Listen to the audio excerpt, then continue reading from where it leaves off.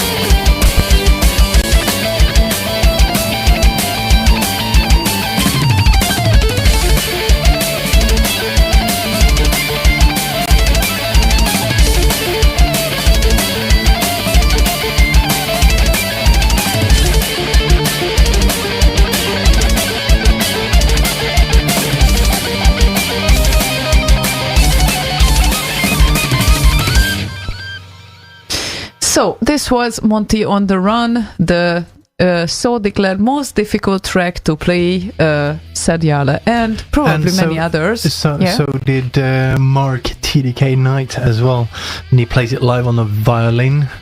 And every time he did that, he was really sweating, like physically, like after a workout pass. Yeah, he had a muscle strain for 1 more week or something. Well, he's on the run, so it's understandable. Is he? I guess so. Monty or Mark? Well, maybe both of them after this song. Even Jarle, who tries to play the solo, is definitely on the run. And just so you know, Progressive 64, the album that we were talking about, this song is also on it.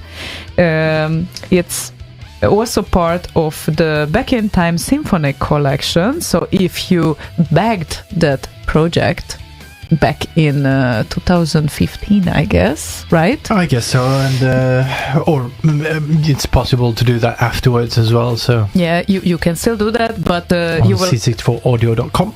Yeah, if you do that, you will have access to this album as well. It's part of the package, just so you know. And it seems like we have 1 more track to go, maybe, until we can welcome the guys on air. Let's hope so. They seem to be ready. They seem to be ready. Yes. Cool. Did you talk with them? That's did. Great. Okay. I was just focusing here to the songs to play and everything that we can. So, Martin is furiously dancing in the living room kitchen to the previous song, of course. Of course. You can't dance in any other way, especially to that one. Not sure if Martin is asking, you new, old here? Maybe, 64 Glenn is definitely not new. No.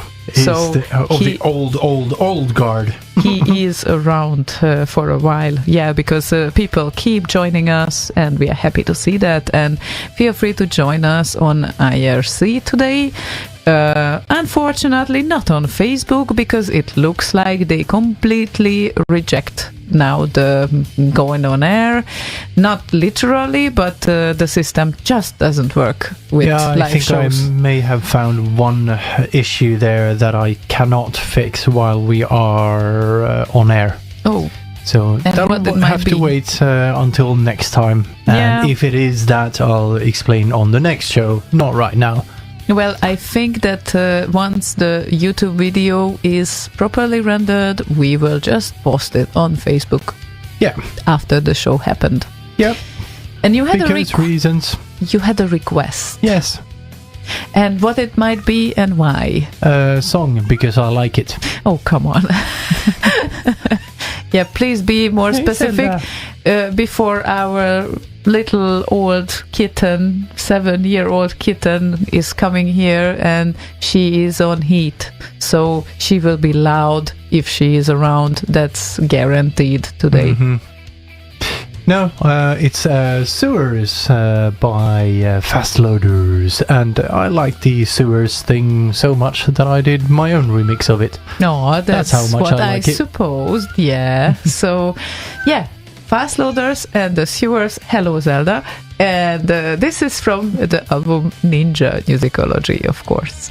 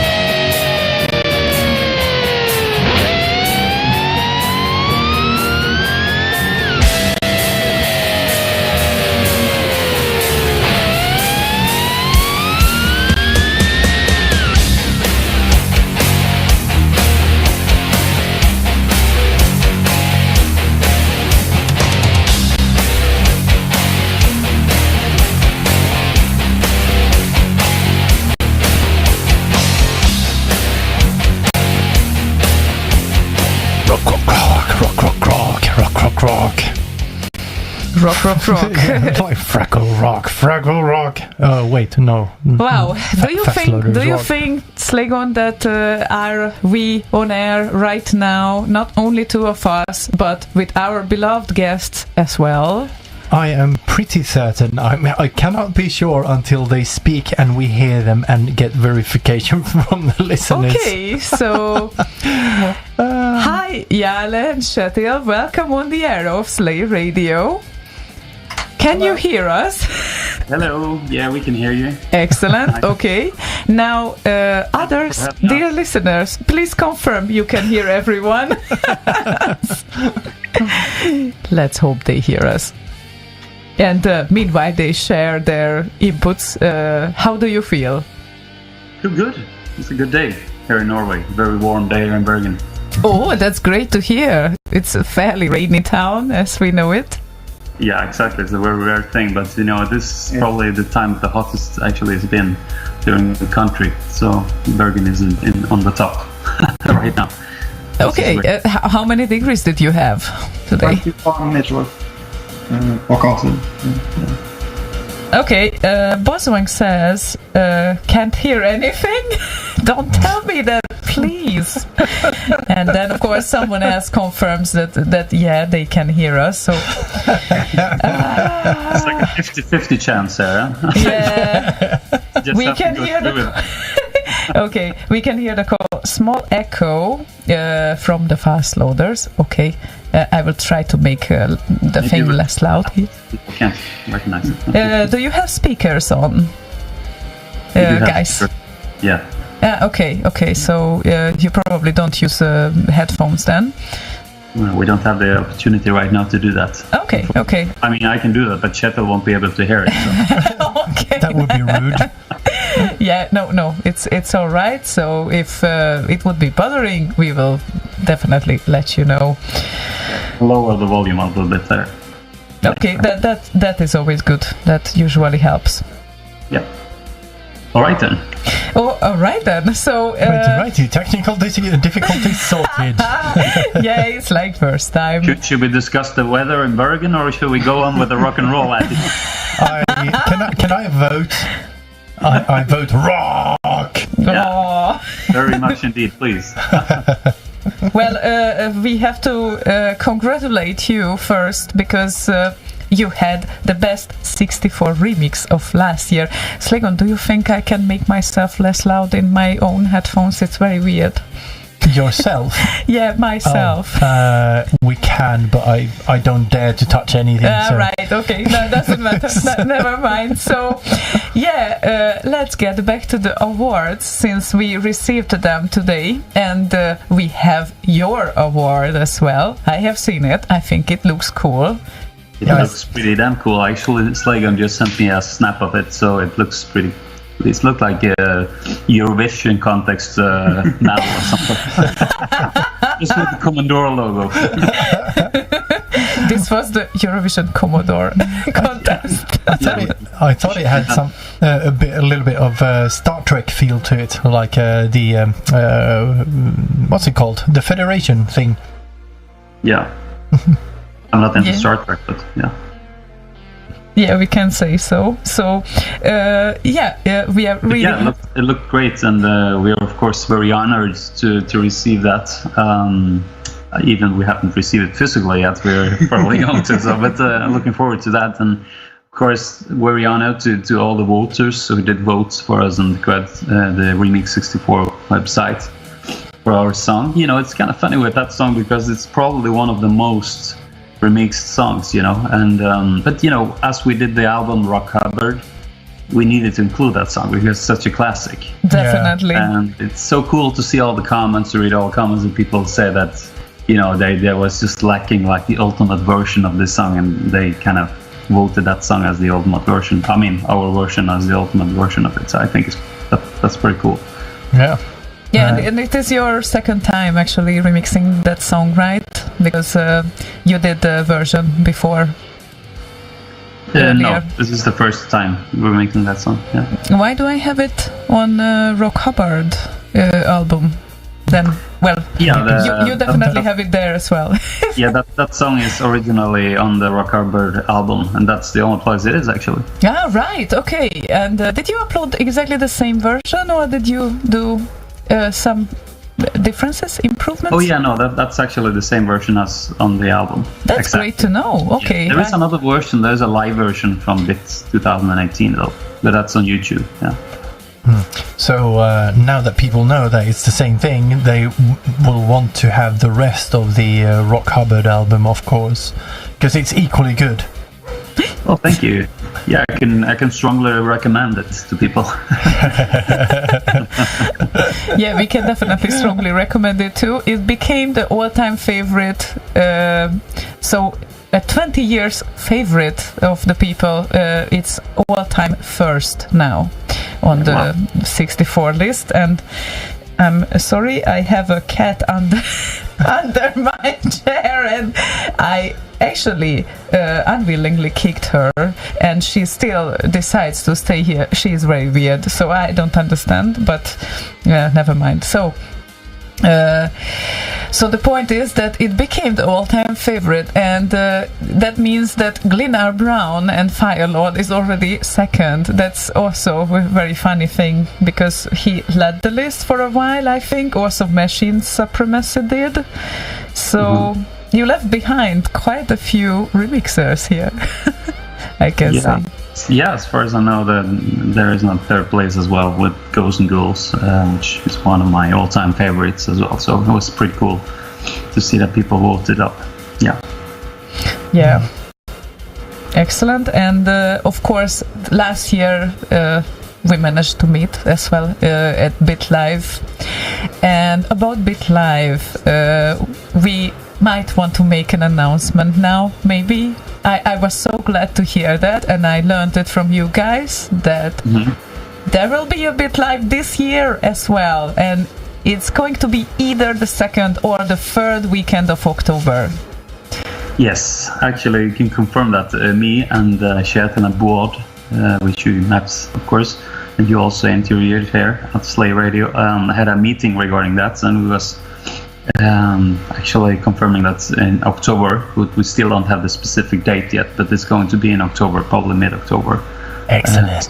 So we're looking forward for that, and is working forward to that with new artists and stuff like that. So we are in a very beginning phase yet. So it's very exciting.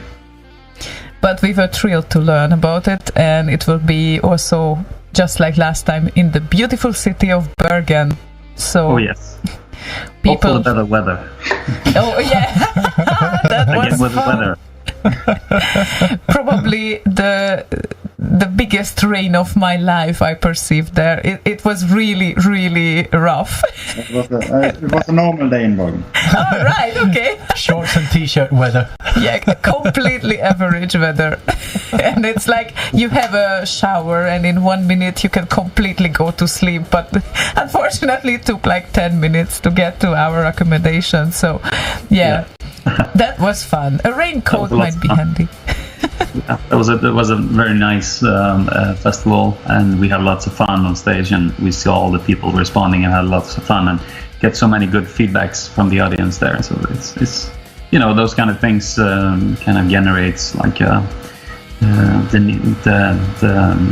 lust to do it again. Definitely, and it was a fantastic concert. We enjoyed every bit of it, literally, I can say. So, all 8 bits. All 8 bits. Absolutely. And if you would have a choice now as a first track to play, I would be curious actually. Are there songs that you covered as your all-time favorites? Ooh, regarding me or Kjetil, I don't know. Do you want to pick some, Kjetil? That FastLoaders did? Yeah. Once again? Sorry? Do you have any specific songs? A FastLoaders song? Yeah. Yeah, I'm not sure here. Kjetil is up for ideas. I can pick one. Okay. Yeah. Okay. Yeah. Probably for me, Last Nina for me is such a special game and everything. So I'd probably one of those tunes. Yeah, I so really something, I something. really like. Do you want something rocking hard, or you want something like softer? You know what? We might start something softer because we keep playing now very energetic songs, and maybe people need some chilling as well. Right. Sometimes. Try to play from Last India One, the Palace Gardens Loader. That's one of my all-time favorites. It's a beautiful Yes. song. Excellent choice. Excellent choice, and let me prepare this. I have it definitely. So here it comes. Gives us 4 minutes, and we will be back.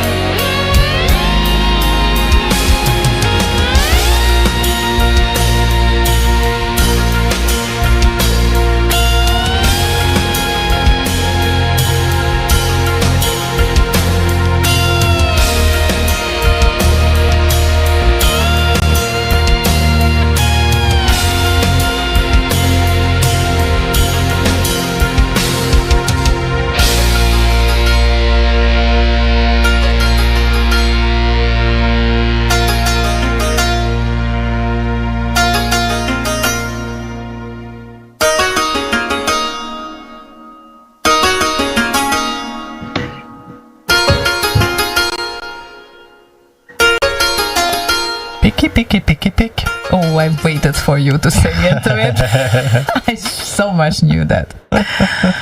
Of course, because reasons. Because reasons. And we're back with FastLoaders. Yeah, here we go. Yeah, that was a heavy start on that ballad. Yeah, very.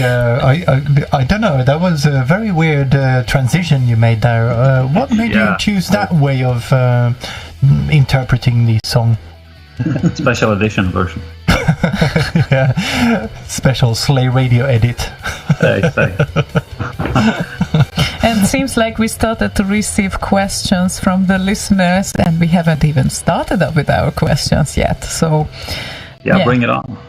Yeah, I will, definitely. But of course, before that, I would probably ask you guys about your past, since probably not that many people know where you are coming from, except that it's Norway and Bergen.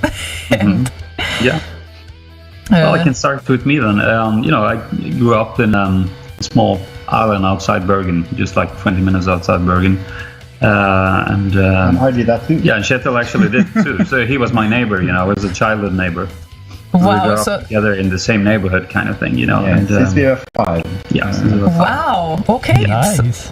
That was the beginning of a beautiful friendship, and definitely, then you kept contact in your entire life, right? Yeah. Yeah, that's excellent. And when did you realize that you share the same passion towards the 64? Well, actually, regarding the 64, my older brother is like 9 years older than me. He had a 64 when I was like 5 years old in the 80s. So I used to, peek on him playing games, and I was very addicted to it as well as a 5-year-old. And as I grew older, like 6, 7, I get my own Commodore in 88, I think, for Christmas. Nice. That's nice. As was every kid in Scandinavia probably had back then. Yep. More or less. And, start playing games, and relating to my musical ear caught attention to all the nice music in these games, So yeah, right in your childhood, not only the gaming, but the music instantly caught your attention. Mm-hmm. Yeah. Okay. For me, I'll be in the attention. Especially when the games that I started out really with the music thing was more the Last Ninja series, actually, when I got it. And started playing these games, and I recorded on an old cassette player while I was playing the game, so I can have the music on tape, so I can listen to the music, just not by playing the game, stuff like that. So. Did you record? He invited me to his space just to listen to the music. Yeah. Oh yeah, I heard a lot of people doing that, so it's just exactly. only There was no other way, Yeah, exactly. Walkman for the win. Exactly. Yeah. Yeah, you could record it to a Very cassette. advanced technology back then. Yeah. Yeah. So that was a typical thing. I think we talked about it a lot. That first recording it to cassette, then later on, rendering it to WAV, MP3, and still listening to it. But that was definitely later. And after a while, I think me and Kjetil didn't meet each other before, we met each other, but we didn't get into the music part together before the Amiga, because it turned out in the 90s he's 2 years younger than me. So, he was a little bit more into the Amiga scene than the Commodore scene. Yeah. Ah, okay. And I've never had a Commodore 64. Once again, sorry, because I did not hear this sentence, the last one. I did not have a Commodore, but I had right. Okay. Wow. Yeah. I read about your Amiga past regarding that. And by the way, hi. I also didn't have a Commodore when I was small, so yeah. So, did you think of remixing Amiga tunes, Kjetil? Yeah, I have. Well, I think I remixed my first Amiga tune in 2005. And it's out on Amiga Remix, right? Yeah, I did a few tracks for both Amiga and Commodore. So Okay. I had my own nickname there. Okay, because I would say that that would be probably interesting as well to listen to a track of yours. And since you are a little bit more into the Amiga scene, what do you think? Which one of your Amiga remixes would you recommend to play? Here I have 5 of them in front of me, and the second one has an excellent rating. It's from 2005. The FastLoaders remix. Yeah. Yes, indeed. Yeah, that was one of my very first ones. So, but I'm coming from I'm not coming from heavy metal style, so my remixes are more dance, techno. Yeah, but I think that we can definitely show that too to the crowd. I was the one who forced heavy metal down Kjetil. Poor Kjetil. Yeah, but he did not suffer that much, right? He adapted. He had to. He had to. Play this, play that, play these chords. Actually, he was at my place, and I told him to play these chords from the Commodore games and stuff like that. And while I was playing the guitar above it, stuff like that. So it was quite fun because he played the keyboard earlier, and actually he started playing keyboard before I started guitar playing. So, do you play other instruments as well, both of you, or is those the only instruments you play? Well, I learned to play the recorder. For 10 years. Oh, that's kind of an analog synth. Yeah, very. And I played a little bit of the tin whistle. It's pretty similar. Yeah. So, but mostly no, I just play synth. Yeah. Okay. And you, Jarle? Well, I consider myself as a guitar player first of all. Of course, that's the thing I've been worshipping since I was 13. But I do play some keyboards. Not consider myself as a great piano player or something like that. But I do play some simple chord stuff, and composing using keyboards is a very useful tool for that. And I do play a little bit of bass guitar, as it's kind of related to the guitar. Wow, cool. And when was the last time when you used your bass guitar knowledge? Because you mostly do solos nowadays, right? Yeah, well, actually, I do play all the bass on the Musicology trilogy album.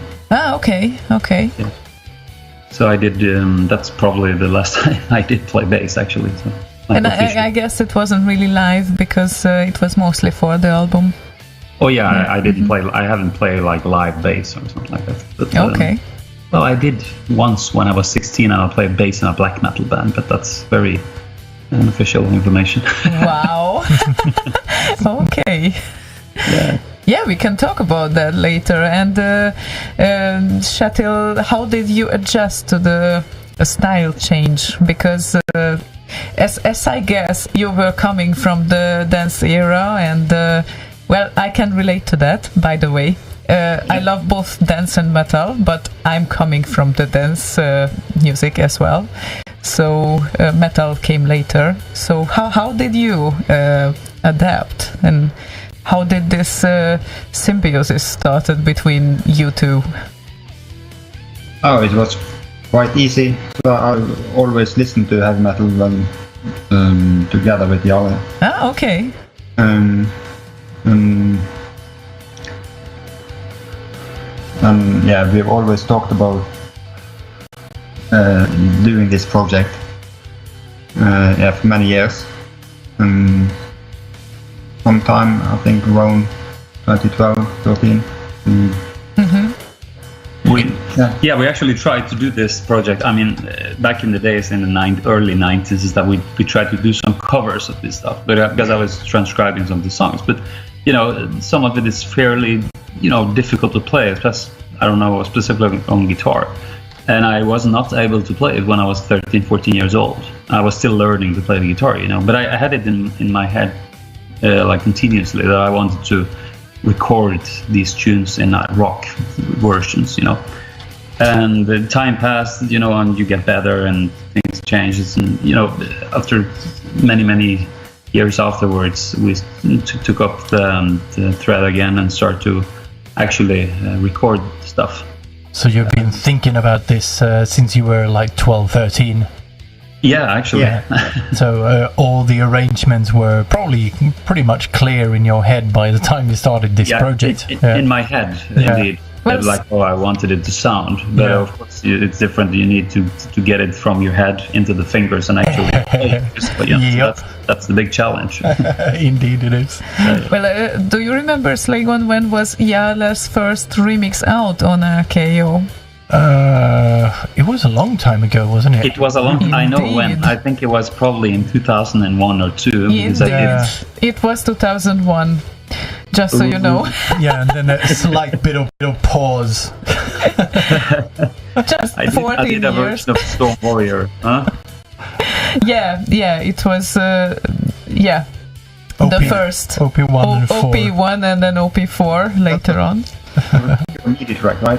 It was, I'm not particularly very proud of those because it was a pure kind of transited MIDI track into something called Wind Groove, which kind of just translated the MIDI file into some kind of better sounding. Okay, so we should not play this, right? No, please. Okay. But you know where you can find them. That's I'm gonna tell the guys to take it down right after the show here. Yeah, so people, hurry up. Yeah, and Kjetil's first remixes are from 2005, I think, right? Yes, it very much looks like. So, Kjetil, how would you feel if we would play the Settlers Amiga remix, which got excellent rating? Well, no, it was really great. That wasn't really convincing. It sounds a little old maybe, but yeah. But if you have any other proposition, I can play something else from you as well. I like I did 2 Lost Patrol remixes. I really like the Lost Patrol too. Okay, I will play then. The last one from 2008, I think. The latest one, the latest one is from 2008 indeed, and then I will prepare this instead of the previous one, so just so you know. And we will come back after 5 minutes, so just take a break if you feel like.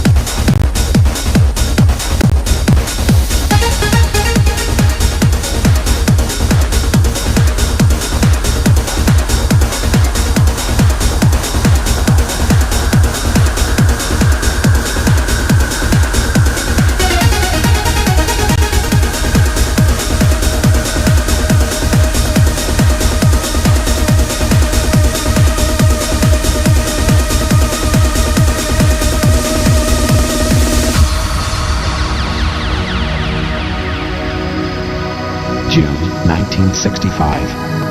A U.S. helicopter crashes in the remote central province of Vietnam, leaving only 7 survivors. They have little food or ammunition, no radio, and need to find their way across 74 miles of wilderness that's alive with booby traps and enemy soldiers. That was the good news. The bad news starts here.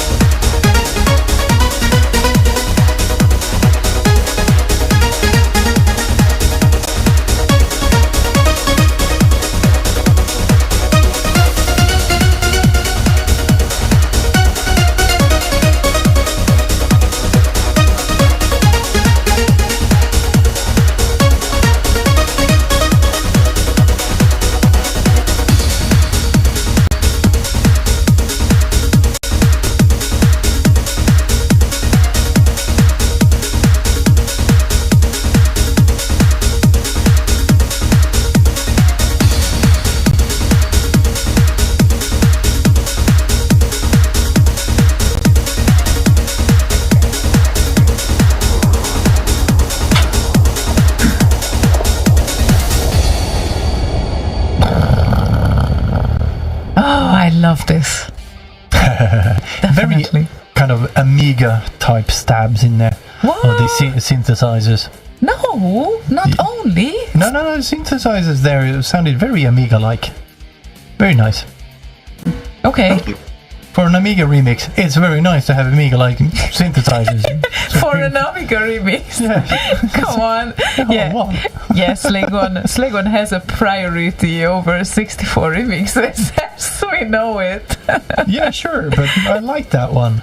Yeah. But Yeah, definitely. I have to forward a message to you guys since Lala is unfortunately not able to listen live now, but he says that say hi and a huge thank you for everything, he shouted to the FastLoaders from me, and of course he requested songs from you as well, and he was there at the last bit live too. Oh, so, yeah. I spoke with him, and such a nice guy. So you have to say greetings to Lala back from us here in Bergen, of course. Yeah, and let's hope he can join this year as well. So, yeah, It would be great. one of the most how to say this properly in English? Oh, he was very energetic all the time. I mean, I think he's visible in the video that we did. Oh, yeah. All the time, like swinging his head. Definitely. He's probably the person who wrote the most constructive critics on RKU. yeah, reviews and shouts and all of that. Yeah. Yeah. So, yeah. He's a very active member of the community, indeed. Yeah, definitely. And we have LP Chip as well, with several things coming here. And one question of his is that can you play the beginning of this tune and ask FastLoaders what it is? They covered it on BitLive Brighton. So, Slaygon, if we can switch to the setup where the guys can hear us playing it. They can if you just play the track. Okay, so I will start to play this track, and guys, if you can let us know what is this, then that would be nice. I haven't heard it yet, so just so you know. Sure.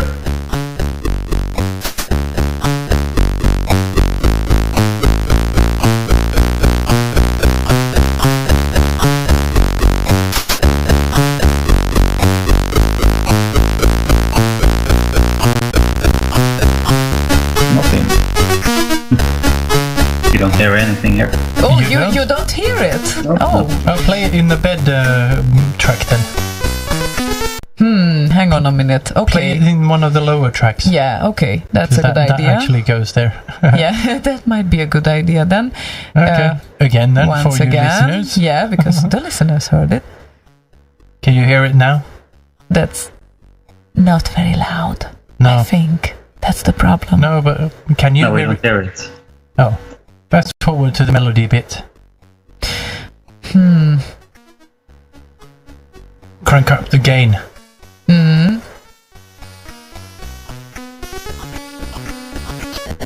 Do you hear it, guys?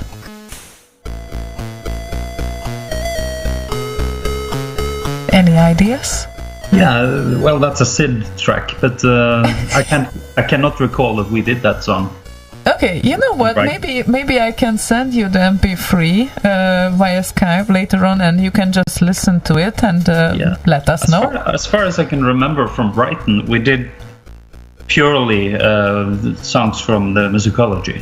Yeah. Okay. Yeah, nothing else. So you know, if it was in Brighton, it's on the musicology albums. Yeah, and then it should be Last Ninja. So Absolutely, yeah. yeah. So Because in that time we hadn't even done Progressive 64 or Rock Hubbard yet, so we didn't have anything else to play. So okay. So your last gig, actually, yeah. But maybe the other guys who was there, like Press Play and Tape, maybe they did that track. I can't remember. okay. LP Chip says they definitely did it. Okay. So maybe it's just something that reminds of some other track, maybe. Yeah. It could be. Yeah. Unfortunately, I couldn't hear it clearly. So Yeah. Yeah, that's why I say probably we should send it for you, and that would be easier because that's kind of one thing that we could play it probably off air, then you would hear it. But now we are on air, so yeah, we never can play mind. it in the next break, and I can come back to the answer. Exactly. Right. Yeah. So where were we here? Yeah, I'm going to reload this later on. So we were at the point where I really admired this track of Kjetil as well, and it's a funny thing that then Kjetil introduced you, Jarle, to a little bit to the trance world as well. Yeah. We can say so. Yeah, he did indeed. You don't regret it. I listened to some of the stuff, and I like some of it.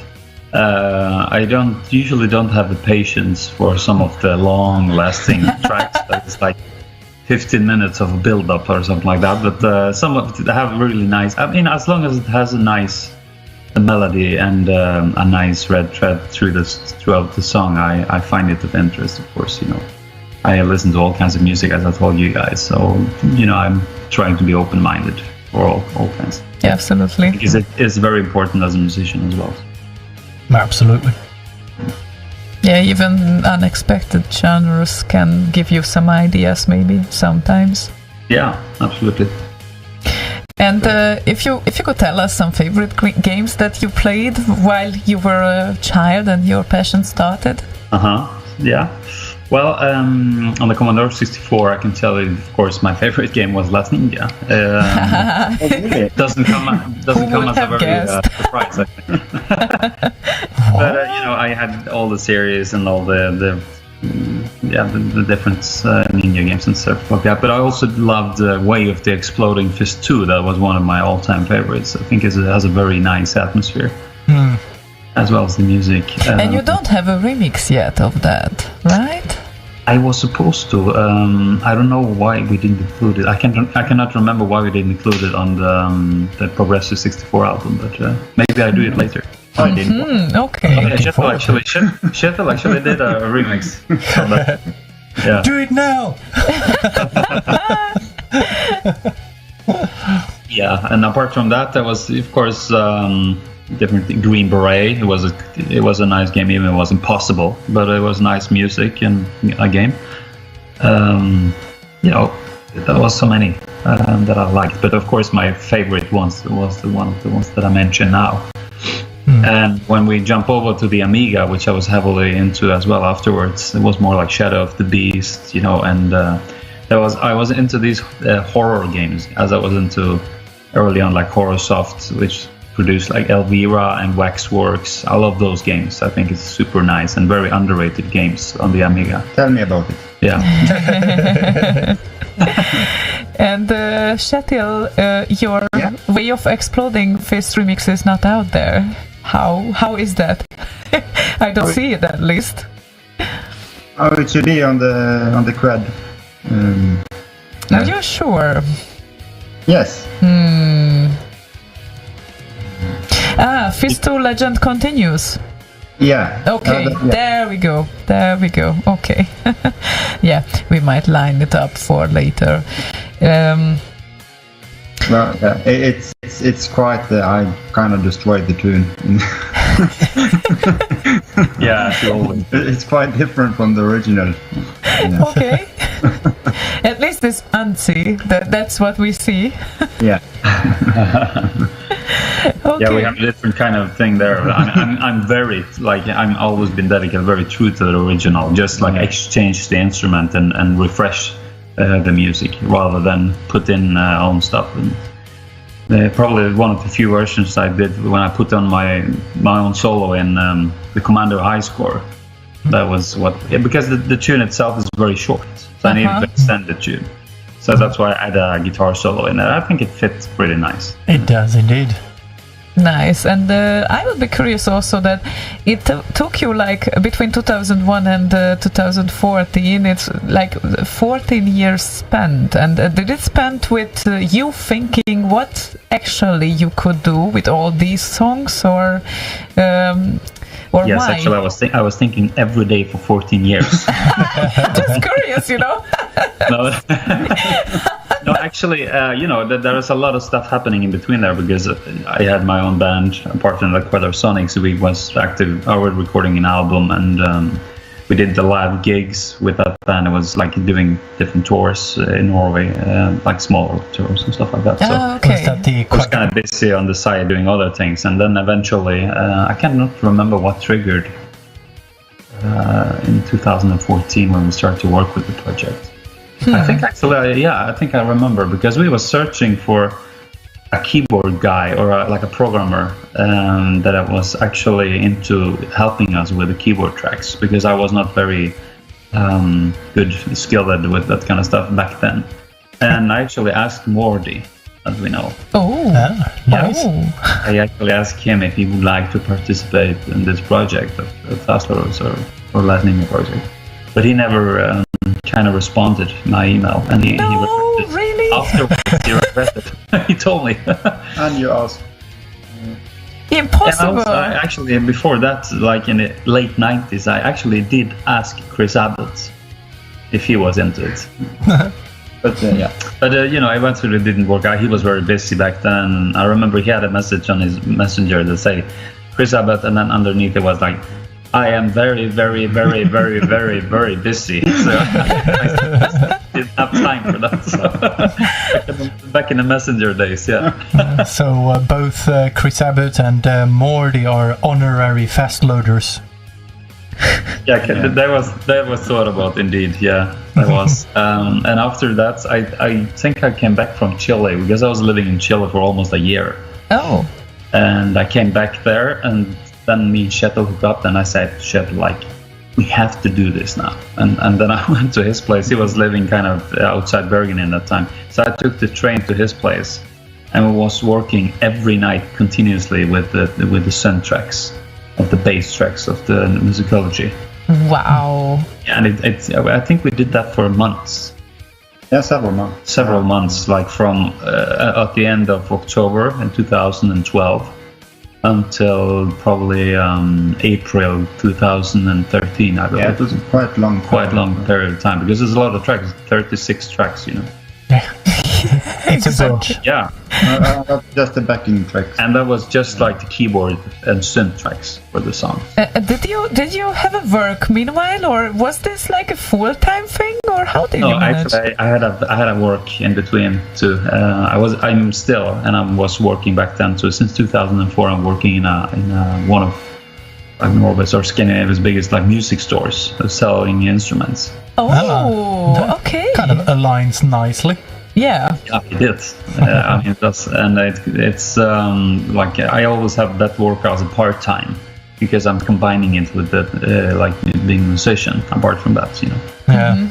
But it was a busy time, and went forward and back there. And then when we had the keyboard tracks sorted out and everything, then I can focus on like having the drums recorded by my good old friend Bjarte, who I've been playing with for many years. He's also a member of my instrumental band. So Quadrasonic, right? Mm-hmm. Exactly, yeah. Mm-hmm. So I knew he was up to it, and he also was into the game music before, and he told me many years ahead that he would be into the idea of recording it. So, and then he started recording this with click tracks and the synth tracks, and as soon as he sent me his drum tracks, I would start recording the bass. And then he sent me another drum track, and I recorded another track with the bass, and then I recorded the guitar, and I was doubling the rhythm guitars. So I was actually recording 3 tracks, the bass, and 2 rhythm guitar tracks over each track. Wow. And we did that for several months. Of course, it took time, but actually that process was pretty fast. I think that the process that took longest time was the synths. Yeah, because then you're all the sounds, and that's a big thing, you know. Yeah, and laying down the arrangement. Sorry about my prepubescent voice there. But yeah, doing the arrangement and all that kind of comes in that phase of the project as well. Yes, like arranging the stuff and finding the correct sounds. There's a ton of sounds that you can use, but I wanted to use like more organic sounds. Yeah. Not synthetic stuff, because I wanted it to sound like a band, have a band vibe over the whole thing, Yeah. So, and live playable. Exactly. Even though some of the songs are pretty crazy to play live, they are playable.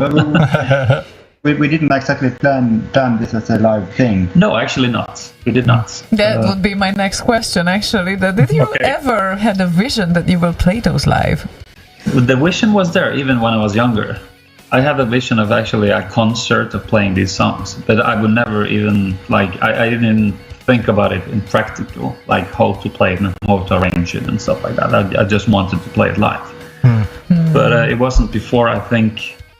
Yeah, of course, he was in touch with Chris Abbott, regarding the Back in Time in Brighton.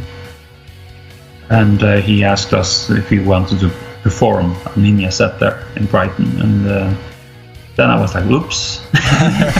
What did I do now? What did I do here? Gotta rehearse.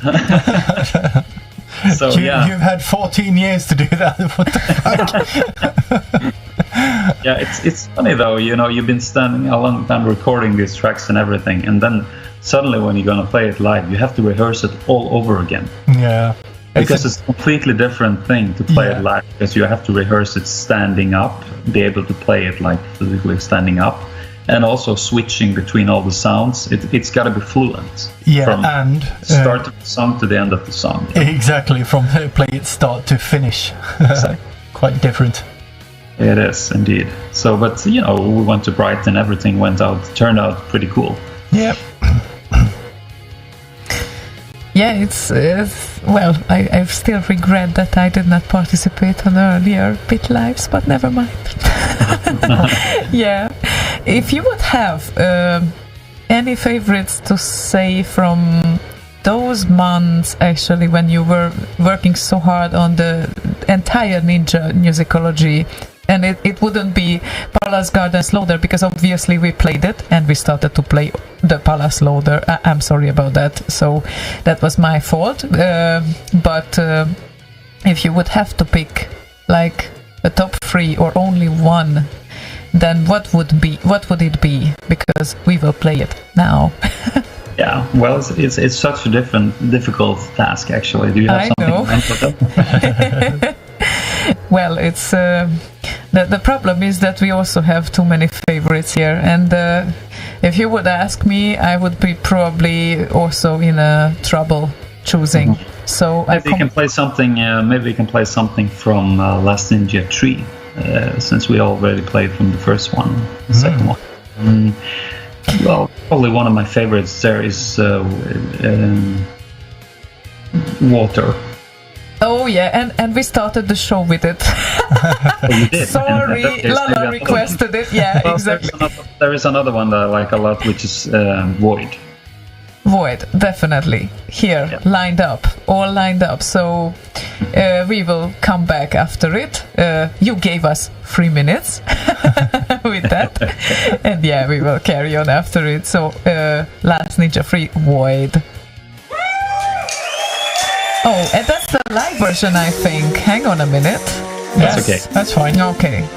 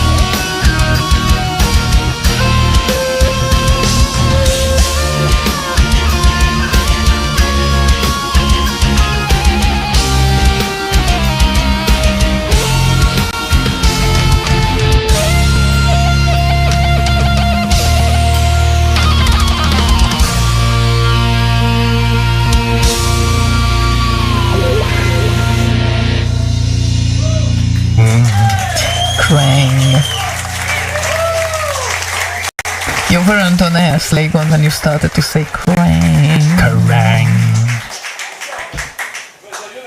Yeah, there will be such claps and even bigger this year on BitLive because, well, one thing is sure, you guys will play there, right? So it's like it's a mandatory thing. Yeah, I guess we have to. We don't have a choice. Yeah, not really, no. Indeed.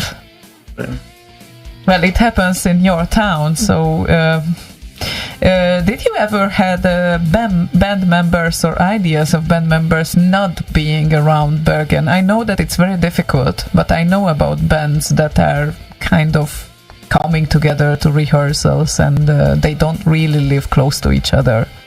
Yeah, fortunately for us, I've been mostly playing with people from around Bergen. All the guys in FastLoaders are living in Bergen, so it's very easy that way, at least. Yeah. But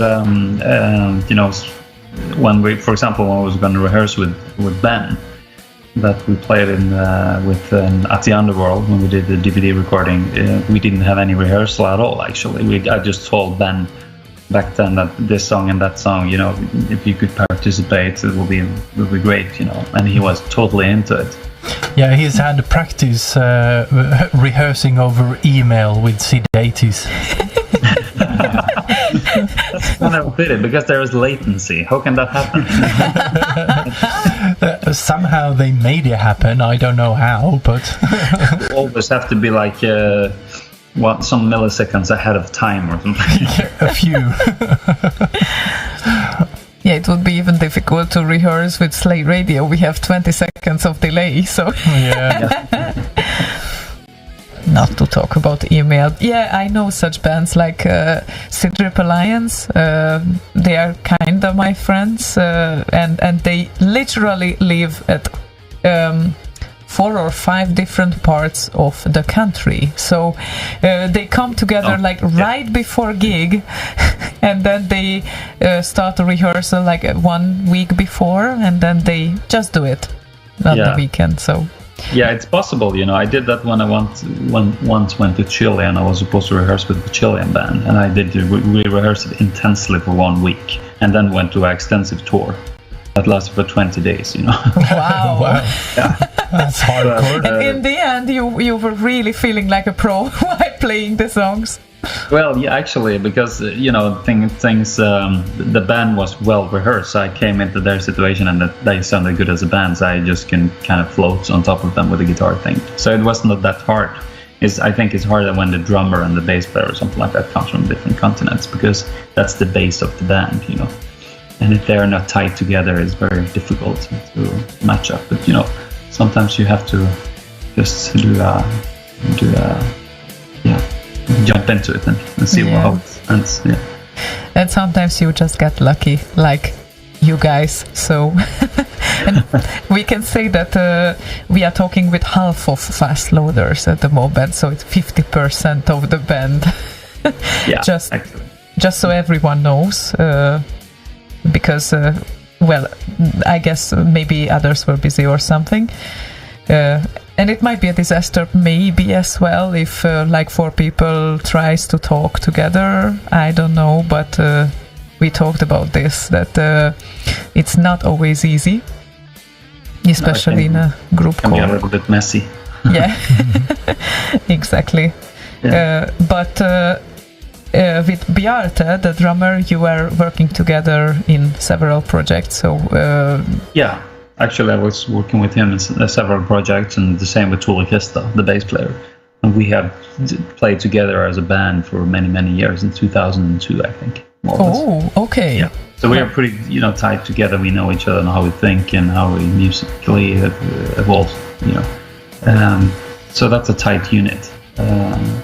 And of course, as a keyboard player, we needed, of course, it was Kjetil, a natural choice to put in there. But since the childhood, Kjetil, he didn't have much live experience in a band setting. No, never. So, maybe you can tell a little bit about that, how it was to have a live experience and jump onto stage in Brighton, the first experience live. Oh, we would love to hear that. Very, very nervous. But luckily we did a lot of rehearsals. Yeah. Before.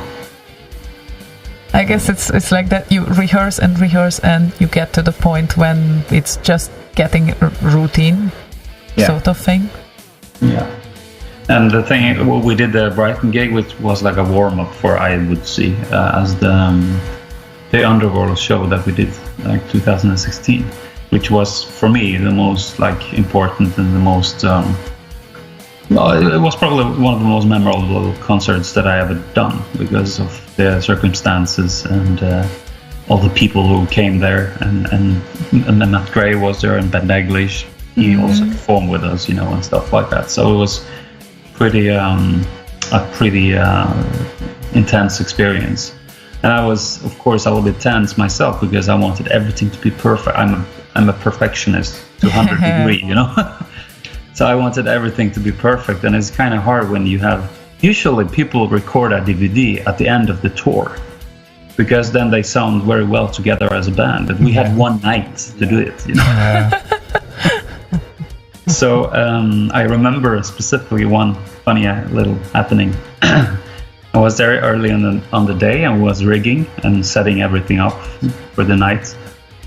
And I was fixing stuff on my pedal board, and I suddenly see up, and there was Ben Daglish looking down at me. And I've been talking too much with Chris Abbott the whole day. So I immediately say like, "Hi Chris, how are you doing?" And Ben looked at me, and I was like, "That will be Ben, please." Just the way he can say things, and that was pretty hilarious moment. And you were with Ben on stage as well, right? So could you tell us a few words about that? And Slaygon, you just adjusted the band music here, did you? Okay. Well, thanks. I don't know if it's better now, but the listeners can confirm. Still doing some live tweaking. Yeah, indeed. So if you could tell us about that, because I heard even questions before the show, and some people would love to hear those moments. Yeah, sure, of course. Ben is such a lovely character. He's quite a character, actually, as a person as well. And he took everything, very fast. We had just had one rehearsal with him, like at the sound check. And we played through the songs once. We did Wastelands Loader and Wastelands. And he brought the recorder on Wasteland Loader, and he did the flute on Wastelands. And we just played through it, and everything kind of just fitted. So there was no arguing about anything, more or less. It was very easy. And he did some harmonies to the main lines that I was doing, which ended up sounding great, and it added a lot of nerve to the songs, I think, which is captured on the DVD. He added a lot of even more nerve and kind of soreness to the songs, I think, especially the Loader theme, which is very calm and down to earth. Yeah. So it was pretty amazing to see him just stand there and perform these composed tunes of his with us. It was a very special moment for everyone, I think, and the people in the audience too. As you can see, everybody had tears in their eyes, because it brought them back to the young days. Yeah, he's always so energetic, or was so energetic everywhere, even not on stage, when he was out in the crowd and just talking and whatever, wherever you met him, he was always very energetic. Completely, like 100% musician type of guy. Definitely. And you can just notice in the DVD too, when he played the Wasteland Loader, he played, the soulful version of Ben that he can be, very down to earthish and very with playing with his whole heart out. And when we did Wastelands, which is a more up-tempo tune and which is more rocking, and everything, he was like crazy Ben that we know him from, So so that was amazing. Maybe we should show to everyone the Wastelands Loader, and maybe live from the Dungeons version. Yeah. What do you think? Okay. Yeah, so sounds like a good plan. Okay, so we will come back after 4.5 minutes, and here comes Wasteland's Loader, FastLoaders featuring Ben Daglish.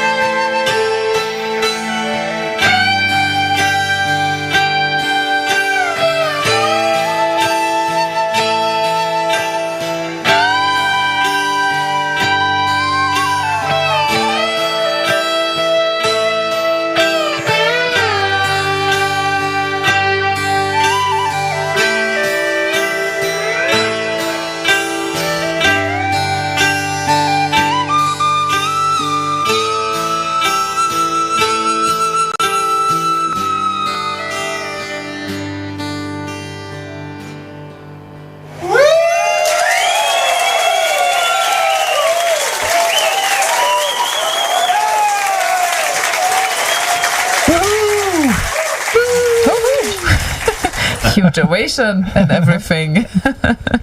That was one special moment in time, yeah. I thought you were going to say one person in the audience. Very loud one. Yeah, that would be fun. But yeah, I can imagine being there on stage with Ben. Yeah. And that was his last time on stage, wasn't it?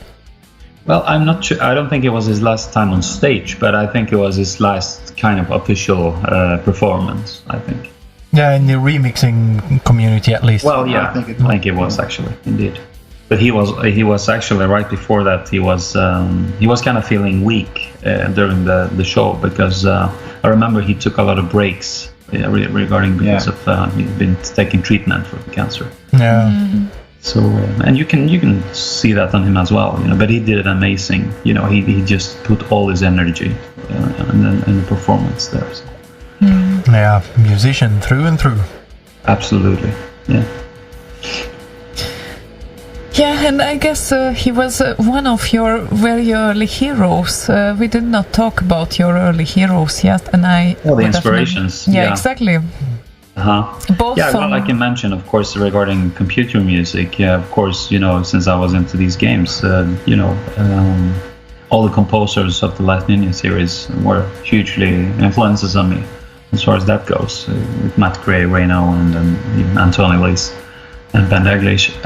Apart from that, of course, Rob Hubbard was a huge, and all the most known composers, as the influence of the music was there when I was a little. So I kind of took that with me as I was moving on to other types of music. Mm-hmm. Yeah, and I guess the usual suspects then, we could say that. And from popular music, I have read a long list actually for both of you, but right. Maybe you can pick like 5 each, one of you. Something. Yeah, sure. I mean, for bands and like more popular, for me, starting out when I was like 13, it was Iron Maiden, Metallica, Testament, and Yngwie Malmsteen, one of the huge guitar influences on me, of course. And there is a ton of more guys, but those are the main influences as far as Dream Theater probably. And also other kinds of music, as we talked about, Depeche Mode, The Cure, Marillion, that kind of understandable. And Kjetil? Well, I don't think I can give a proper answer, but I never really had a favorite band or something. I just listened to what was, popular dance albums, absolute music kind of stuff.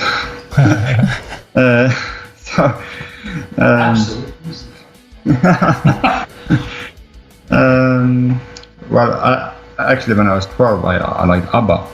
Oh, haha.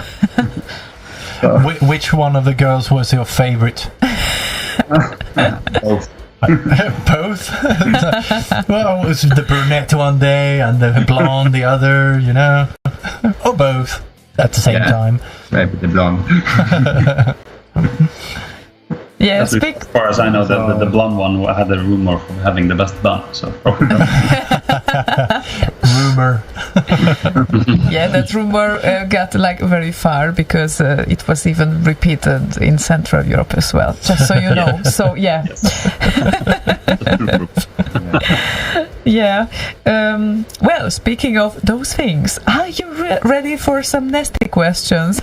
We have a listener who always tends to have the nastiest questions. Gay? Let's go. Bozwank, hi, and he asked those quite early on when the show started. Which one of your tunes scored you the most punani whack? Sorry? Punani whack, i.e. pussy. Which one of your songs scored it the most? I mean, we could also. I mean, that's a very that's kind of a very funny question for being in this is the Commodore 64 community. You don't score chicks at the end of the line. Yeah. I would probably rephrase that question. That which one of your tunes the girls like the most? But it's not an easy question, I know. Okay, yeah, well, I don't know really, because, you can probably do some analysis of that, how many clicks and how many likes they have in, which are females or males. Although I have I suspect it's more like 99% males, and I don't know, I just suspect that. But I would say probably, the commando, the high score thing, because it's like because score. It's a girly type of song. But it's like a power ballad. It could fit into a power ballad album, which is like that is true. Yeah, I get it.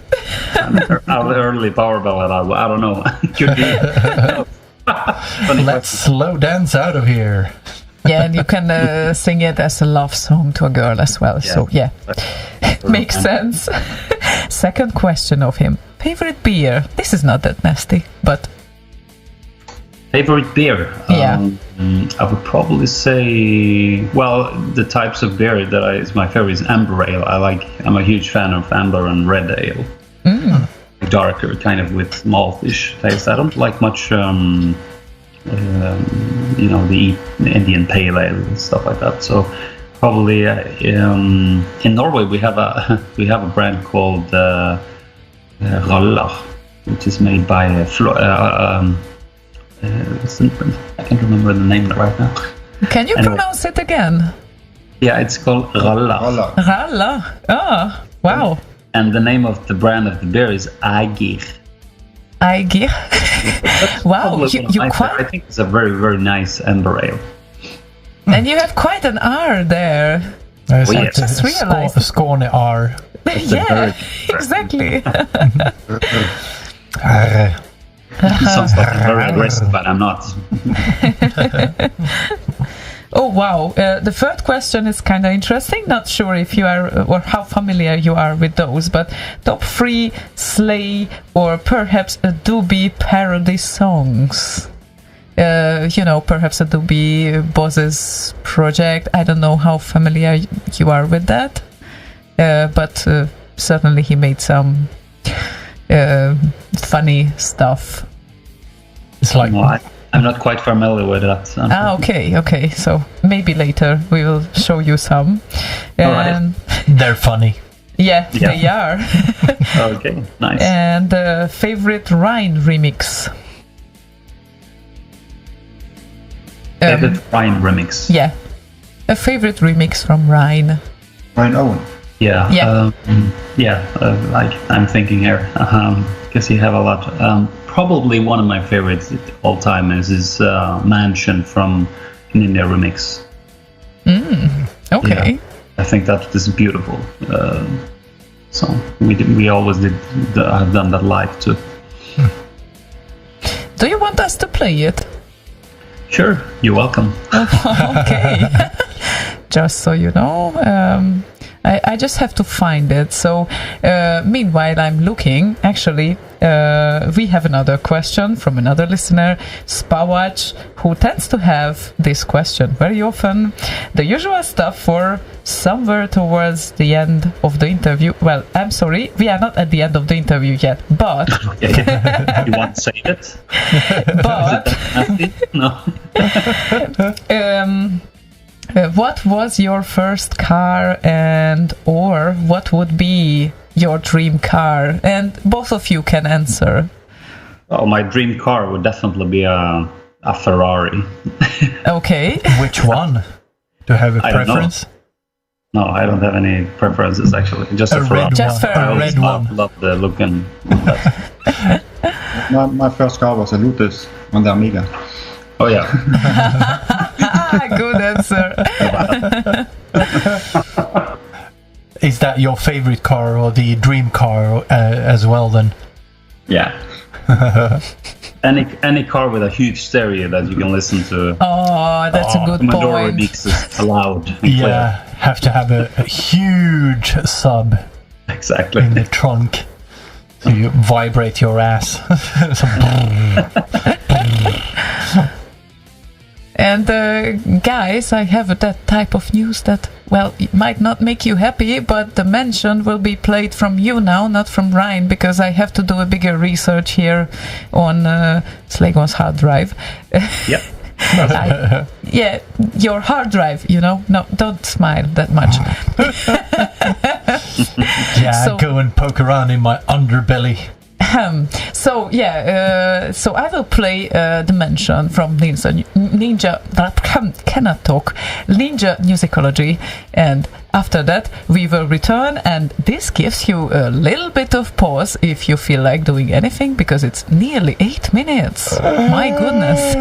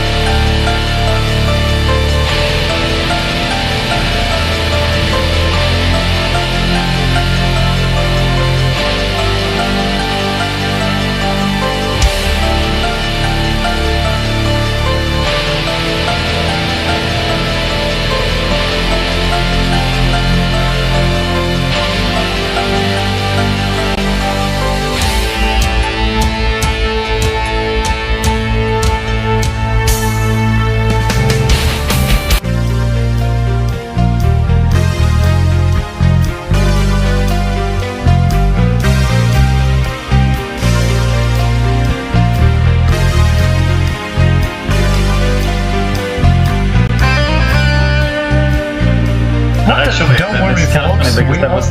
We are professionals on here.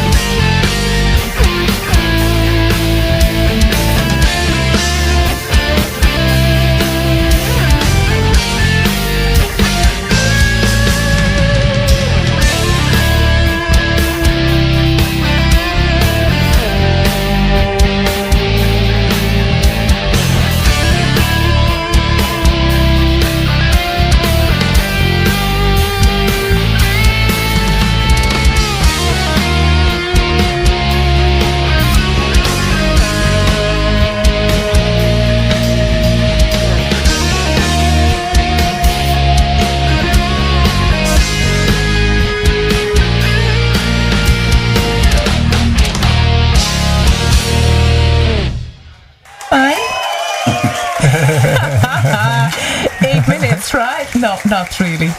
Yeah, well, that's a very quick 8 minutes. Yeah, that was half of it even. I think the applause at the end there was for the very smooth transition earlier in the song. Yeah, because we started with the mention and we continued with the mention, but with the live from the Dungeons version, since we agreed meanwhile that was supposed to be played. So yeah. As usual, we are pros. And, well, another question ties up almost here. Malthus, who also likes to have very serious questions, and this one is also a very serious one, just so you know. Oh, before you get to that, your honorary member of the band has joined us on IRC, Morty. Yeah! Hey, Morty. Hello. I wonder if he listened the show before, but maybe he should later on. Yeah. Anyway, sorry. Anyway, Malthus says, "Hey Ziona, can you ask them why their interpretation of Last Ninja sounds so much worse than Gung Gung's?" Have you heard the Gung Gung version of Last Ninja? No, actually, no. The singing one, it's you have to. It's very important, especially that you are maniac of Last Ninja. So this is a remix that is certainly overplayed on Slay Radio. Therefore, we don't let listeners request it during a live show. And Malthus tends to request it right before the live shows. And the remix itself is well done, but it's so overplayed that it's just banned from a live show by us, basically. So I sent you. What's the reason why it's overplayed? It just caught some sort of. They are. We have voting on the Slay Radio page, and then it started to kind of gather votes, and then people started requesting it so they could vote more on it because they wanted to get more than 1,000 votes to begin with. And then it just rolled on from there. Yeah. I sent you a direct link on Skype. Yeah, I saw the link. I'm going to listen to it afterwards. Yeah, you have to. It's a sort of meme. What was the question again? Can you ask them why their interpretation of Last Ninja sounds so much worse than Gung Gung's? You cannot tell this until you hear the song, so this is not a valid question for now. Okay. I mean, if it's like inspired from that version or something like that? Why our version sucks compared to that? Why our version sucks? Yeah, kind of. Okay. I get it now. We will have to hear it first, yeah. Well, I would take a listen to it. No, really. Yeah, definitely, you have to. And I would make a conclusion, okay? Send him a letter, like a physical letter. Yeah, you have to defend your of explanation why. Exactly. You have to defend your position there. Do a proper analysis and all of that. Yeah. Yeah. Exactly. So, where were we? I kind of lost track a little bit since it was a real-time update going on here. Yeah. I guess audience questions. Yeah. Yeah, audience questions. Oh, yeah. Oh, we have a really great request here. I think it's BXRD or maybe Board. That's Board, yes. Board, yeah, exactly. So Board says... But he's trolling now. No. Wait for it. Question for Jarle. Pull up his guitar and play us a live version of Water. Yeah. I kind of knew it. That's great. Yeah, sure. Actually, unfortunately, I have 5 guitars here. I could do it, but every guitar has a broken string, so I'm sorry. Oh no! Oh, but you can play on 2 guitars, so you pick 2 guitars that complete each other. So that shouldn't be a problem. Thanks for even make it more challenging. Better than Guitar Hero, right? Yeah, better, much better. Yeah. No, it's going viral now. That song is. It's like one of those songs that we can't do. It's impossible. It's kind of impossible to do live, yeah. Oh, so you did a great song and you're not able to play it live. Oh. Yeah, it's one of those songs where you sit down with your guitar up until your cheeks and you can try 20 takes and 1 out of 20 takes you nail it, but you're not able to nail it 10 times live, you know. Gotcha. Kind of stuff. Gotcha. Okay. Yeah. So I can spend spend the time off from work and spend 3 months at home rehearsing that song for playing it live. But we'll call you back in 3 months then. Yeah. Just to play it on the air, sure. Exactly. Just for 3 minutes. Just go home, practice for 3 months, and then you get 3 minutes on air doing that. So, great. It's a pity though, because I love that song. Really, it's a really cool song. But yeah. What's the success ratio for Monty on the Run? Oh, that's a good question. In comparison, how many takes does it take to get a perfect run through the whole song? Well, it's a very hard one too, of course. I mean, the song itself is not that hard, but the ending part, at least on the guitar, is very hard because it's fast and you need precision. And also the note choices is kind of awkward to play on the guitar. I mean, it's not supposed to be played on a guitar, I suppose. But the note choices makes it your fingers bleeds. You know? Yeah. So you have to figure all this kind of weird position and movements to be able to do it. I was able to kind of do it in the back in time. So that one is possible to do, but it takes a lot of practice indeed. Yeah. Is that sound great because you want it to sound as accurate as possible to the original. Yeah. Isn't there any protector kit available for such songs? Maybe like special gloves or long nails? I don't think gloves would help much. Super would glue. probably make it 10 times worse. So. Super glue. Yeah. So, but it's that's kind of the charm and fun with it. You have some tasks to practice towards too. Yeah, there's always something more to do in that regard. Yeah, absolutely. And there was plenty of these tasks during when we played almost the entire musicology album in London at the Underworld. There was some songs there too that I was like, Jesus, are we going to play this? Yeah, sure, okay. But because this stuff is not meant to be played on a guitar, so the finger positions are completely off, Mm-hmm.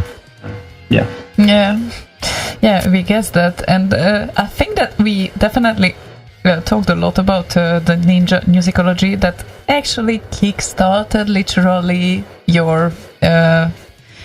You were known even before, of course, but after that you got even more well known, and then you carried on with Progressive 64 in 2017, and actually you came out with an album every year. So I'm really curious what will happen in 2019, because since 2016 you have an album every year. Yeah. And without a question, the first one was the most enormous project, but... that was the most demanding, and that was the project that I really wanted to do. I think that project, when we realized that one and set up the Kickstarter with Chris Abbott back in 2016, and it kind of opened up new doors to make these other, Progressive 64 Rock Hubbard and everything possible. Before that. So, it eventually came up. Because I had in mind that I would love to do Commando, I would love to do Green Beret, other songs too. But I want to dedicate this first project to purely the Ninja stuff. And a lot of people don't know it, but actually, on the album version of Wasteland Loader, Mira, the flutist that played it with us last year at the Pit 2018, she plays on that track, on the studio version. Oh, okay. So you guys knew her before? Yeah, I knew her a little bit from before and asked her out, and she was into it. So that's why it was easy kind of to ask her when Ben couldn't make it last year. And she was more or less just went for it without even rehearsing the stuff. So. Wow, yeah. She's that good. Amazing, amazing. And what started the idea of the progressive 64? I guess you also had it on mind for a while then. Yeah, we did. Actually, that was like a part of Chris's one of his projects. So it was like a pledge on one of his Kickstarters. I think that was the 8-bit symphony one. Yeah. Did. So we did that, and we came up with the most kind of track list. I think it was like a mix between me and Chris coming up with which track we should choose and to make a rocking version. So, in that album, I think one of my particular favorites that I'm most proud of is probably the versions that I did of Forbidden Forest. That's a nice tune as well. Yeah, that Forbidden Forest have a lot of these small, like 30-second tracks. Yeah. A lot of these. And I kind of need to glue it together to make a kind of song out of everything from the Forbidden Forest 1 and 2. Yeah, and it's definitely it fits the concept of progressivity, so to speak, in that regard. And I guess we might even show it for the people who don't know it. Yeah. So and this time, supposedly, I'm playing the right track, and this gives us 7 minutes. So if you feel like having a drink now, you can do that. We'll be back in 2 minutes because.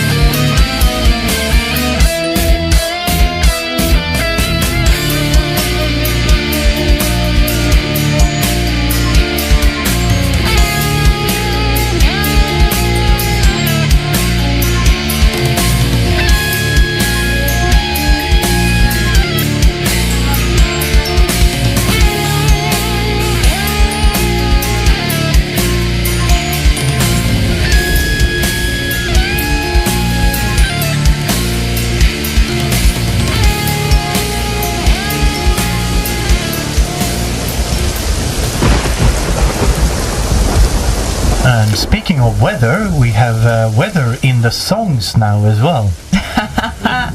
Authentic Bergen weather. Indeed. That was actually recorded a stormy night in Bergen. No. Oh, why am I not surprised? Unbelievable. Yeah, excellent. Can't wait to see that again.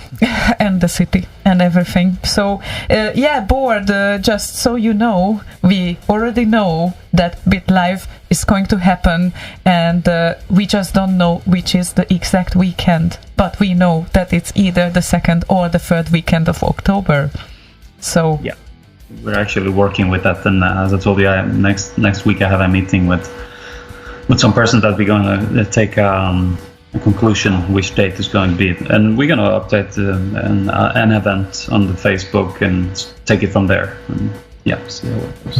excellent. And speaking of events, we might actually be able to meet you, or we will meet you, but other people might be able to meet you in June. Oh yeah, actually, of course, Chris Abbott's Hall concerts. Indeed. It's going to be a very memorable night for sure. And actually, I did have a gig that day with the board and myself. Either it was convincing me to get my ass over there, and I will. It's a once in a lifetime thing. So Did you need convincing for that, really? Sure, it's going to be I'm sure it's going to be a blast. So we're going to hang out there and have a good time, everyone. So, hope to see you guys there as well. Definitely, we will be there. Great. Everyone will be one happy family, huh? Yeah. Indeed. Big hugs and all that. Indeed. And what? ASDK on IRC says, Ho! Ho! Ho! Yeah, still there is some time to get the tickets. Mm-hmm. And ask me, I know about every possible methods to get there now because I looked it up. And of course not from Norway, but at least from Sweden. And from some other countries, because we have to change flight as well. And most probably we will take some sort of flight which is KLM and with a change in Amsterdam or so, because it goes directly to Humberside Airport. Yeah. So that's a bit more convenient than London in that case. I'm sure we'll figure our way. I'm sure the board have thought about something. Most likely, yes. Yeah. Even we do a rowboat or whatever. Yeah. You better get that packed right now and start rowing. Oh, that's good, because then you can practice that song, Yeah. If I don't get seasick, I would have time to do that, yeah. No, that's just to keep, that's the metronome for you. Keep the rowing steady, guys. Exactly. Oh my god. I don't know how my boss will do with the time today, but from the official time, we have about 12 minutes left. So I don't know how we are doing. I still have some questions here. We have 12 minutes left. Oh, so chop. Are you serious? Okay. Bring on the questions. Oh, yeah. We did not mention yet the tribute to Rob Hubbard and things. So let's proceed with the Rock Hubbard just for a little bit, maybe. Just a few words. Yeah.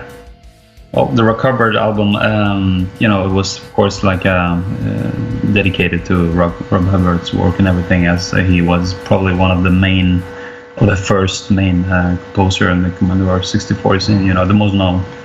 And he had so many tunes actually to choose from, so I was struggling to choose which ones to put on there. It had to be one album. But I'm quite happy with the election that I chose. And some of the tunes, he had some tunes that wouldn't fit FastLoaders to do, like Thing in the Spring and those kind of tunes. Is too... Yeah, that would be funny. Yeah, it's too happy. It's like, it would go punk a little bit, but... Kind of, yeah. But he had such an arsenal of tunes. But I'm pretty happy with the election there. He's had some great tunes, and many of those tunes actually was pledged from backers. and stuff like that. So very nice. Yeah, and but if you we're were actually planning, you was asking me regarding futuristic plans of releases. Oh yeah, definitely. Yeah, so we was I've been thinking about doing another triple album, but it's going to be like Amiga music. Wow. Yeah, we're thinking about doing a triple album of pure Amiga related music of composers like Chris Back and many others. So nice. So if you want to keep the schedule from 2016, you still have 8 months to go. I don't think we can guarantee that. Maybe not a triple album every year. No. Use like 3 years on that. So. Yeah, but I believe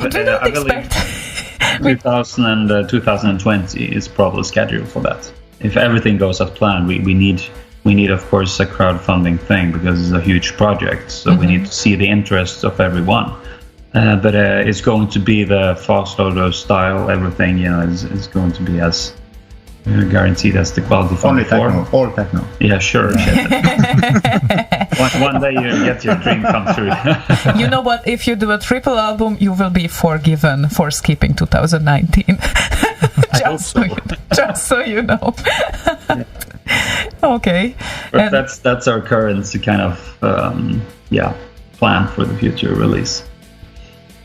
Nice. And any other musical projects that you were recently involved in? Because we didn't really talk about Quadrasonic, right? But would be worth to mention. But I think you did your album around 2012, right?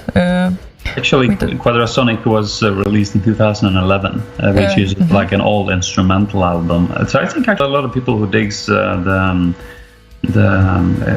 FastLoaders albums can get into that album too, even though it's more like a complex regarding the music. It's more like progressive metal and it's more complex and let's say even more progressive stuff. But I'm working on a follow-up on that. I've been working on a follow-up for that album for many years, but in musicology and all these other side projects have taken a lot of time.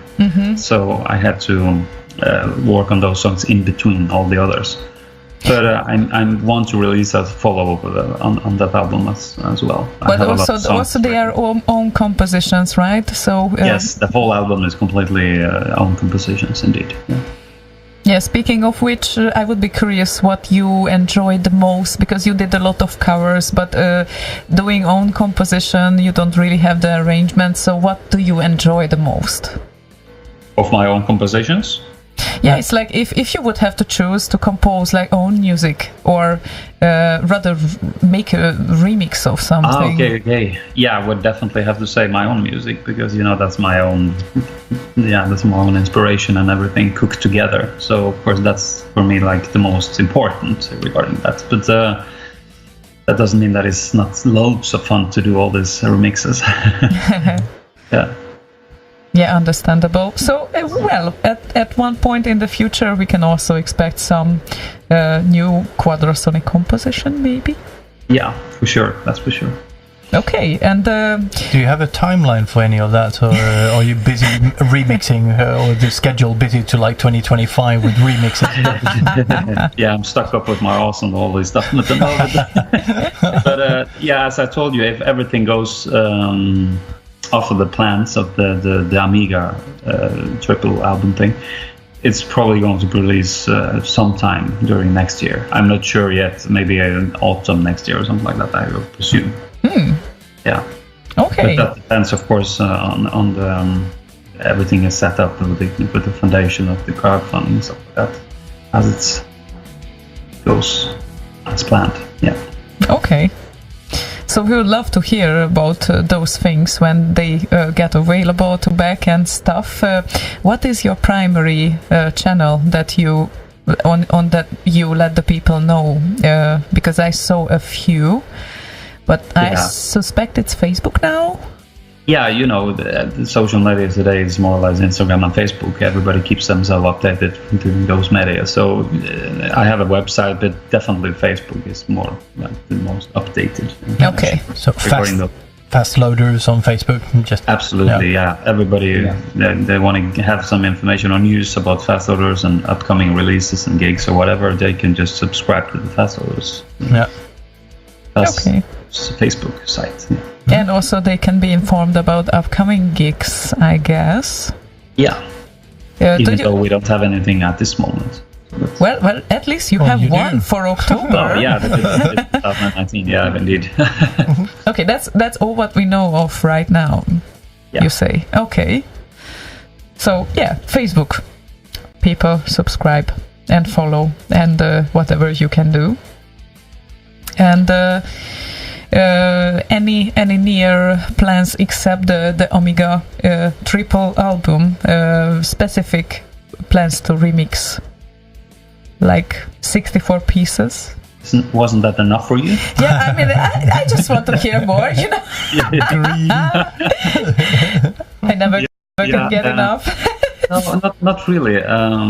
No, I guess that's the main focus right now, really, because we should do the Ziona Sisters. Yeah, Kjetil he's bragging about doing Ziona Sisters, which I'm totally agree, you know. But actually, you guys, what do you say? I mean, I'm more like, I think Ziona Sister was definitely more like into Commodore 64. And Kjetil says it's an Amiga thing. I think it's more of a Commodore 64 thing. Well, that's a good question, because since I didn't have a Commodore either, I guess that's a matter of personal decision, and since I heard it as a 64 remix first, I would say that I would tie to the 64. Same but here.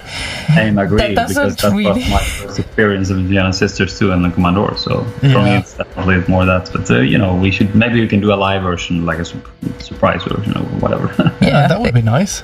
Yeah, indeed, and it's a great challenge because Machine Supremacy did a great job with it, so I'd say that that means that we have to do a better version. Yeah, definitely. You have your work cut out for you. That's an excellent challenge. I have a question from RC here, from Loki, saying, what was your last C64 game you played, either on a physical 64 or an emulator? Well, I have to say, sometimes I bring my physical 64 up here to play, and as a none of you surprised, the last game I played on C64 was Last Ninja. Yes. Oh, really? That was really surprising. Yeah, actually, I went running through the first one, running through the second one, and the third one has some kind of a bug that I have been able to run through the Commodore version. At least my version have some kind of bug. Oh, that's a pity. You should ask Ryan for a better copy. Yeah, I'm sure you can help me out there. Come on, mate. Send us over an original. Yeah. Even though I have the original, it's a buggy version. Yeah. Oh, maybe there's some crap on the tape or disc or whatever. Yeah, actually, the third one was in a kind of a rush. That you can see it. Actually, the graphics have more bugs than the other ones, and stuff like that. So it was like a kind of a rushed version, and also it was like on the end of the area where the Amiga was taking over the market. Yeah, that is true. So a lot of people didn't play the Commodore version of Last Ninja 3 due to that, because a lot of people went to the Amiga and kind of forgot about the Commodore. Well, some people did. Absolutely, like us, yeah. I'm glad.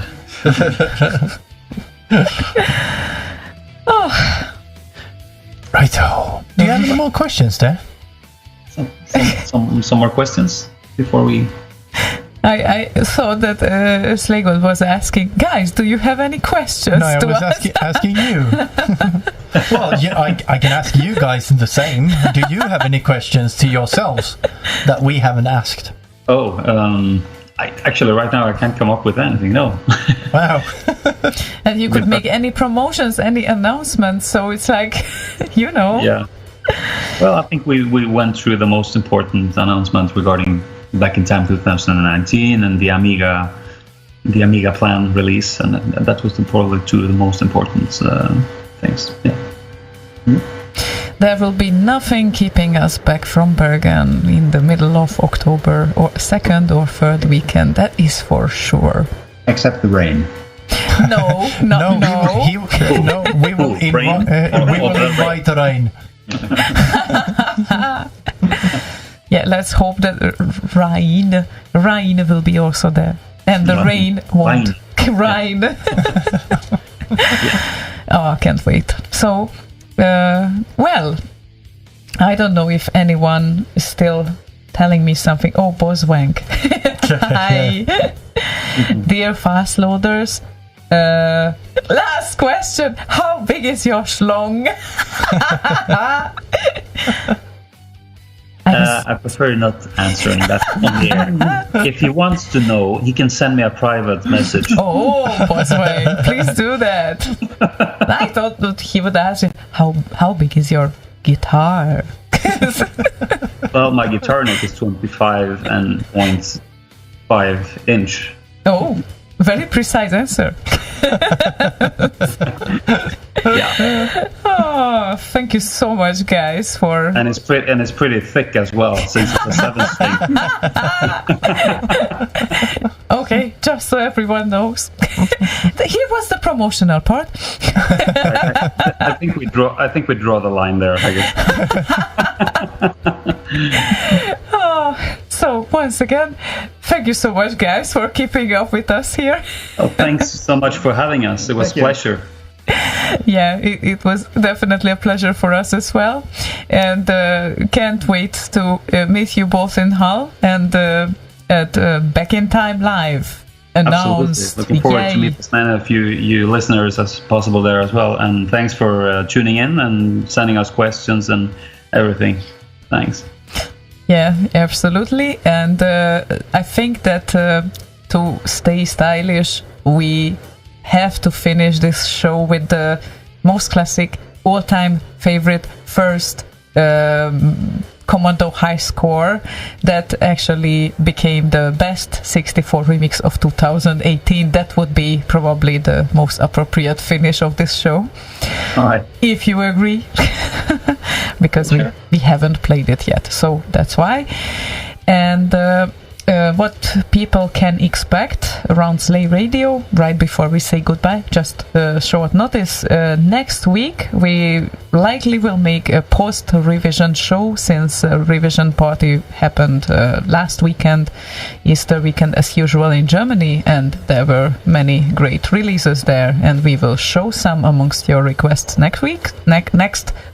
And I forgot to talk now. I never could. Never mind. And on Boss Radio, you definitely have your usual favorite shows as well. Specifically the 24-hour show on Saturday. Oh, definitely. You don't forget about it, because Boss will certainly do a ham show tomorrow, since it's Wednesday.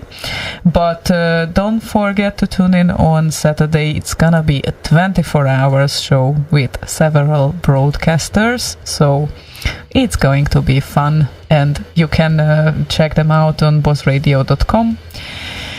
And I guess that's all, folks, for today. So... yeah, so thank you guys for joining us today. Indeed. It was fun. Thank you, everyone. Bye from FastLoaders here, checking out. Thank you so much, and thank you for the listeners as well, everyone who kept up with us actively or inactively, and see you, everyone, next week, and have a very good night. Good night, folks. Bye-bye. Bye. Bye.